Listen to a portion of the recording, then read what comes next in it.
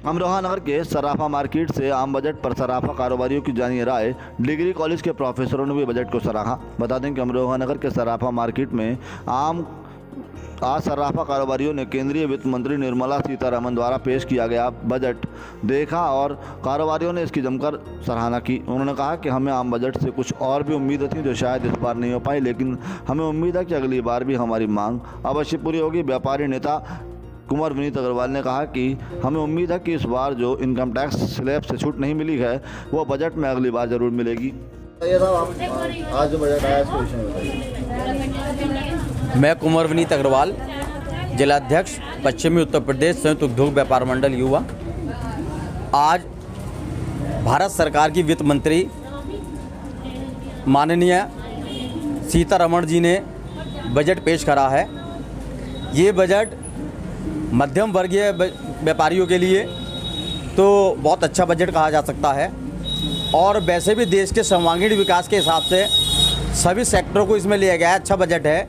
व्यापारियों को एक थोड़ी सी टीस इस बात की रही कि हम लोग ये चाहते थे कि इनकम टैक्स में के स्लैब में और छूट मिले, परंतु इस बार के बजट में इनकम टैक्स के स्लैब में कोई छूट नहीं दी गई है।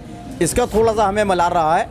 आशा करते हैं कि वित्त मंत्री जी अभी जब संशोधन इसमें होगा तो हमारी इस मांग पर विचार करेंगी और इनकम टैक्स के स्लैब में भी थोड़ी सी छूट का इजाफा और रद्द करेंगी। कुल मिलाकर बजट बहुत अच्छा है। अब व्यापारियों के हित में, किसानों के हित में और साथ ही साथ देश के सर्वांगीण विकास के हित में ये बजट है।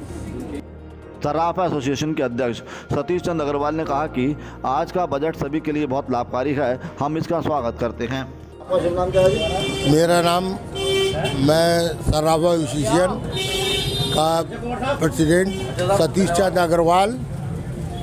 आज हमारे माननीय प्रधानमंत्री जी नरेंद्र मोदी जी ने जो आज बजट आया है ये मध्यम वर्ग के लिए अच्छा बजट है।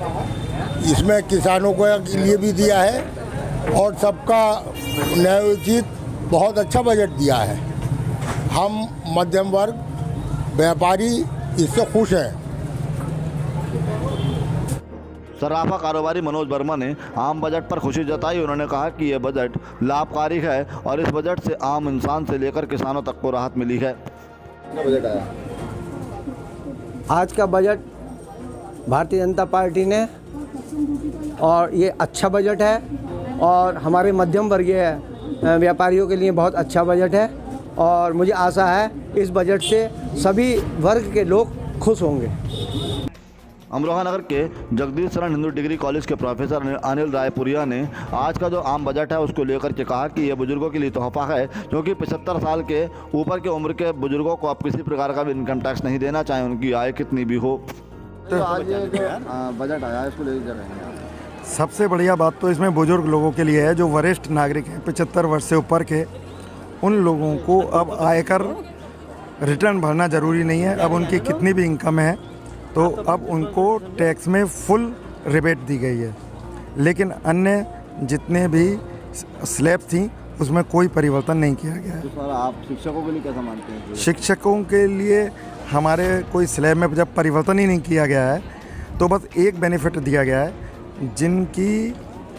जिन्होंने मकान हाउसिंग लोन लेकर बनाया हुआ है उनके ब्याज जो हाउसिंग लोन पर इंटरेस्ट होता है उस पर उन्होंने जो उसकी कोरोना काल के कारण इंटरेस्ट बढ़ गया है उसको अफोर्डेबल इंटरेस्ट तक उन्होंने छूट दी है। तो ये इसमें अच्छा है।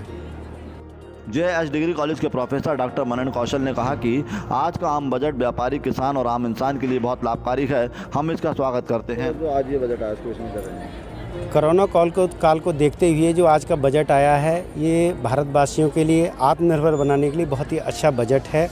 इसके बजट के माध्यम से रोज़गार के अवसर पैदा होंगे, किसानों के लिए आय बढ़ेगी उनकी, और व्यापारियों के लिए जो घोषणाएं करी गई उनसे भी उनका हित अच्छा होगा, उन्हें लाभ होगा। इसलिए ये बजट चारों तरफ से अगर हम देखते हैं तो ये आत्मनिर्भर भारत बनाने के लिए ये बजट बहुत ही अच्छा बजट वित्त मंत्री जी ने प्रस्तुत किया है। धन्यवाद।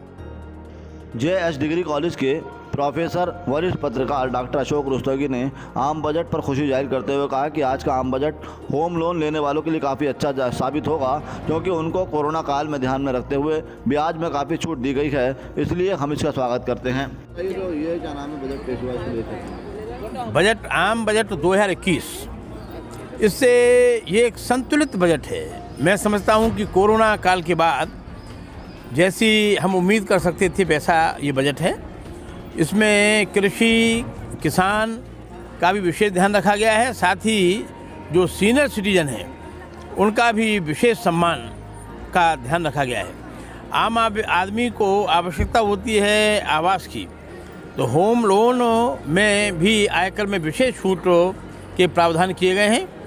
मैं समझता हूँ काफ़ी संतुलित बजट इस बार है और इससे आम व्यक्ति को भी राहत मिलेगी और देश की अर्थव्यवस्था भी सुदृढ़ होगी। JS डिग्री कॉलेज की ही प्रोफेसर डॉक्टर बीना रुस्तगी ने इस मामले में अपनी राय देते हुए कहा कि हम इस आम बजट का बहुत स्वागत करते हैं, जो कि खासकर महिलाओं के लिए लाभकारी है। इस बार सरकार ने आम बजट में सोना चांदी पर GST में छूट दी है। महिलाओं के लिए इससे अच्छी खुशी की खबर कोई नहीं हो सकती, जो कि सबसे ज़्यादा खरीदारी महिलाएं ही सोना चांदी जी करती हैं।